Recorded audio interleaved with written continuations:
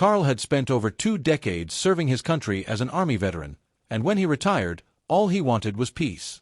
He inherited his parents' ranch-style home on the outskirts of a quiet suburban neighborhood, a place that had once been filled with childhood memories.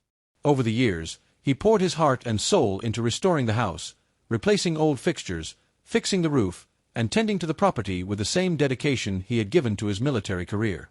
Carl had always been a private man. While he wasn't unfriendly, he had little interest in small talk or socializing with neighbors. He kept to himself, valuing his independence above all else. His property was his sanctuary, a space free from outside interference. The neighborhood had changed over the years, with younger families moving in, but Carl remained a fixture, unchanging, steadfast, and uninterested in the trends sweeping through the community. The peaceful neighborhood that Carl had known for years began to change when a group of newer residents proposed forming a homeowners association, HOA. They argued that an HOA would improve property values, maintain aesthetic appeal, and create a stronger sense of community. Some longtime residents, like Carl, saw no need for such an organization. After all, they had lived there for decades without anyone dictating how their homes should look or what they could do with their own property. One afternoon, a neighbor knocked on Carl's door, clipboard in hand. "We're organizing the HOA," she explained with a practiced smile. "We'd love for you to be a part of it." "No, thanks," Carl replied flatly. "Oh, it's optional, of course," she continued, undeterred. "But you might want to reconsider. It'll make the neighborhood better for everyone." Carl merely nodded and closed the door. He had no interest in an HOA or its so-called benefits. But what he didn't realize at the time was that, optional or not, the HOA's influence would soon extend to every resident, including him. At first, Carl ignored the HOA's presence, assuming that because he hadn't signed up, it had nothing to do with him. But then, letters started arriving in the mail, warning notices for supposed violations he had committed. The first was about his lawn, which the HOA claimed was unkempt. Carl found that ridiculous. He mowed it regularly, and while it wasn't a perfect carpet of green like some of his neighbors' chemically treated lawns, it was well maintained.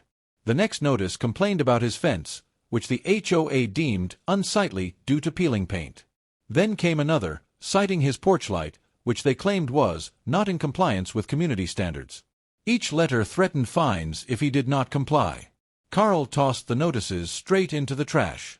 He wasn't a member, and they had no right to dictate how he maintained his own property. But as time went on, the letters became more aggressive, and then came the uninvited visits. Groups of HOA officers, wearing cheap polo shirts emblazoned with the association's logo, began patrolling the neighborhood. Carl often caught them loitering near his driveway, pointing at his house, scribbling notes on their clipboards. Once, he confronted them. "I didn't sign up for your HOA," he said firmly. "Stay off my property." One of the officers, a smug-looking man in his 30s, smirked. "It's about the good of the community. You're bringing down property values. Just follow the guidelines, and there won't be any issues." Carl's patience wore thin. "There won't be any issues if you leave me alone." But the harassment didn't stop. It only escalated. Carl thought the situation was bad enough, but things took a turn for the worse when he returned home one afternoon to find his property vandalized. His fence, once merely in need of a fresh coat of paint, had been partially torn down. A window on the side of his house had been shattered. Spray-painted in large, bold letters across his garage door were the words, "HOA Rules." The porch light they had complained about was smashed, its glass shards littering his front steps. The mailbox, which had stood firmly for years, had been ripped from the ground and left lying on its side. Carl stood in stunned silence, his fists clenched at his sides. This wasn't just passive-aggressive harassment anymore. This was an outright attack. But they had made a mistake. Carl had installed security cameras around his property years ago, a habit he had picked up from his time in the military. He immediately checked the footage. Sure enough, there they were, 3 men, all wearing HOA officer polo shirts, smugly laughing as they vandalized his home. Carl's shock turned into cold fury. This was no longer just about a few annoying letters. They had trespassed. They had destroyed his property. And they thought they could get away with it. They were wrong. Carl wasted no time. He took the security footage straight to the police station, where he filed a formal complaint for trespassing, vandalism, and harassment. The officers reviewed the footage carefully, recognizing the perpetrators immediately. Several of them had already been reported for similar behavior in the past. Warrants were issued, and within days, 5 HOA officers were arrested. The charges ranged from trespassing and property damage to intimidation and harassment. Some of them tried to argue that they were only enforcing community standards, but the evidence was undeniable. The security footage clearly showed them laughing as they destroyed Carl's property. When the case went to court, the judge had little patience for their excuses. Each of the offenders was convicted, fined, sentenced to community service, and placed on probation. But for Carl, this wasn't enough. These weren't just a few rogue HOA officers. This was part of a larger problem. The entire HOA had allowed this to happen. He wasn't going to let them get away with it. With his lawyer, Carl prepared to take the fight further. The HOA had declared war on him.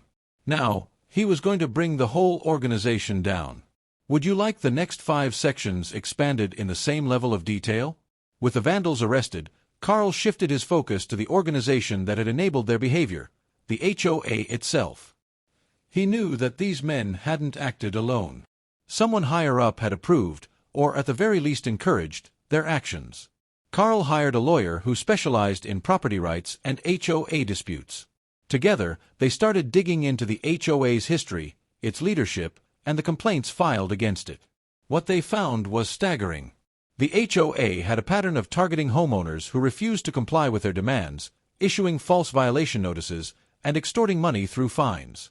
The officers often pressured homeowners into compliance, and in some cases, even seized properties through legal loopholes when fines went unpaid. Carl wasn't the first to be harassed, but he was the first to fight back with solid evidence. With the help of his lawyer, Carl compiled a detailed case against the HOA. He reached out to other residents, some of whom had been bullied into submission, and found several willing to testify. It was time to take this battle to court. Carl filed a lawsuit against the HOA for harassment, property damage, and violation of homeowners' rights. But he didn't stop there. He also pursued a class action lawsuit with other affected homeowners. The legal battle quickly gained attention. Local news stations picked up the story, painting Carl as a veteran fighting back against an overreaching HOA. More neighbors started coming forward, sharing their own horror stories of fines, threats, and intimidation. The HOA's leadership scrambled to defend themselves. They tried to paint Carl as an outlier, an aggressive troublemaker who refused to abide by community standards. But the evidence was stacked against them. The security footage, the testimonies of multiple residents, and financial records showing misused HOA funds all pointed to deep corruption within the organization. When the court hearings began, the HOA's officers, some of whom had been involved in the vandalism, struggled to justify their actions. One by one, their excuses crumbled. As the trial dragged on, the pressure on the HOA mounted. Facing overwhelming evidence, the judge ruled in Carl's favor, ordering the HOA to pay for the damages to his property and legal fees. But the real victory came when the class action lawsuit reached its peak. The court found the HOA guilty of fraudulent practices, illegal fines, and harassment. The fines imposed on the HOA were massive, and several of its leaders were forced to resign. Some even faced criminal charges for financial fraud. Without its corrupt leadership, the HOA crumbled. It no longer had the resources or support to continue enforcing its unjust rules. The remaining homeowners, many of whom had once feared the association, voted overwhelmingly to dissolve it entirely. For the first time in years, the neighborhood was after the dust settled. Carl became somewhat of a legend in the community. Neighbors who had once avoided conflict now saw him as a hero, the man who had stood up against corruption and won. Some even came to him for advice on dealing with HOAs in other neighborhoods. Local news stations followed up on his story, turning him into a symbol of resistance against overreaching HOAs nationwide. Lawyers began citing his case in similar lawsuits, and online forums buzzed with discussions about his victory. But Carl never sought fame. All he had ever wanted was to be left alone. With the HOA gone, he finally had his wish. He continued maintaining his home as he always had, on his own terms. With the HOA dismantled, the neighborhood experienced a shift. Without restrictive rules and constant fines, homeowners started making their own choices. Some painted their homes bright colors, Others expanded their driveways, and a few even embraced the natural look Carl had always preferred. Instead of conformity, the neighborhood embraced individuality. And instead of forced participation, a genuine sense of community emerged. Carl, for the first time in years, felt at peace. He had fought for his home, his rights, and his independence, and he had won.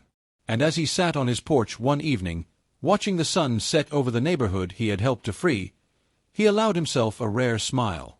The battle was over. And he had won.